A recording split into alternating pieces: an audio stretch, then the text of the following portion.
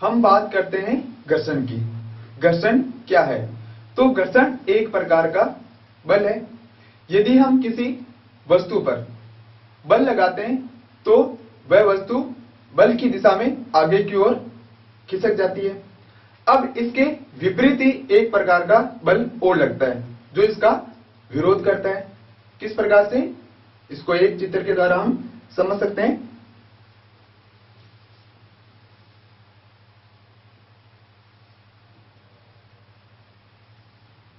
ये कोई एक लकड़ी का ब्लॉक है और इस पर किसी व्यक्ति के द्वारा बल लगाया जाता है।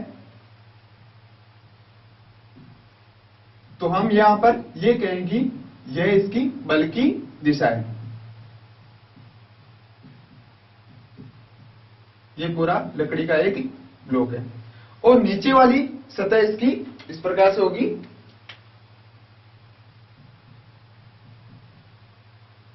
अब हम बल तो इधर की तरफ लगा रहे हैं लेकिन जो घर्षण बल होगा वह इसके विपरीत होगा। तो ये दो दिशा होगी वह घर्षण बल की दिशा होगी।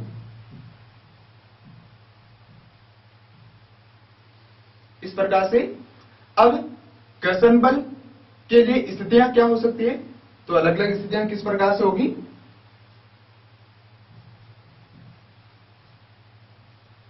घर्षण बल के लिए तो इसकी तीन अलग अलग स्थितियों की हम बात करेंगे।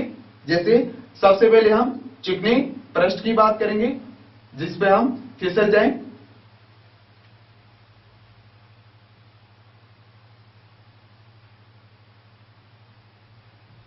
तो सबसे पहले फिसलना।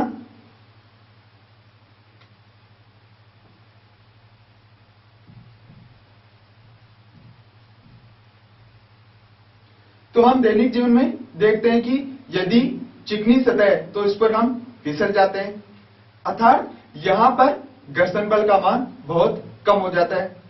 जैसे ग्रेनाइट या टाइल्स पर या पानी अगर गिरा देते हैं टाइल्स पर तो हम वहां पर गिर जाते हैं। तो यहां पर घर्षण बल का मान कम हो जाएगा।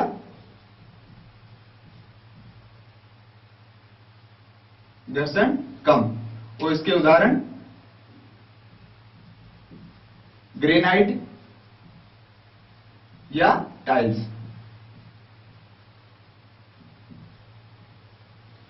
दूसरी इसकी स्थिति यह हो सकती है कि चलना। तो हम चल किस प्रकार से पाते हैं? यदि उपयुक्त घर्षण होगा तभी हम चल पाएंगे। तो इसके लिए दूसरी जो स्थिति होगी वह है चलना।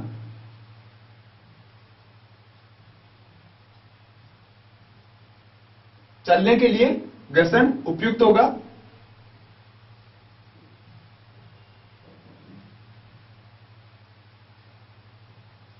जैसे समतल सड़क पर हम आसानी से चल सकते हैं। तो इसका उदाहरण समतल सतह।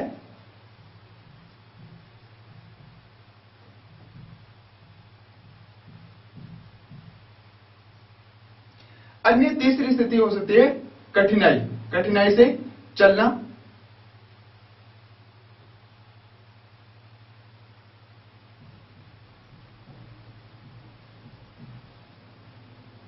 तो कठिनाई से चलने के लिए यहां पर जो घर्षण बल का मान होगा वह बहुत ज्यादा हो जाएगा।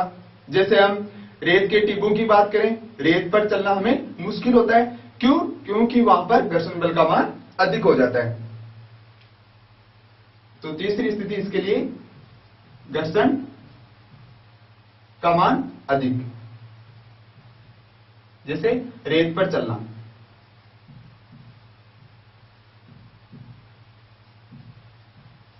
तो रेत पर चलना मुश्किल होता है। तो इस प्रकार से घर्षण के लिए तीन अलग अलग स्थितियों की हमने बात की। अब हम बात करेंगे कि घर्षण को किस प्रकार से हम परिभाषित कर सकते हैं। तो घर्षण बल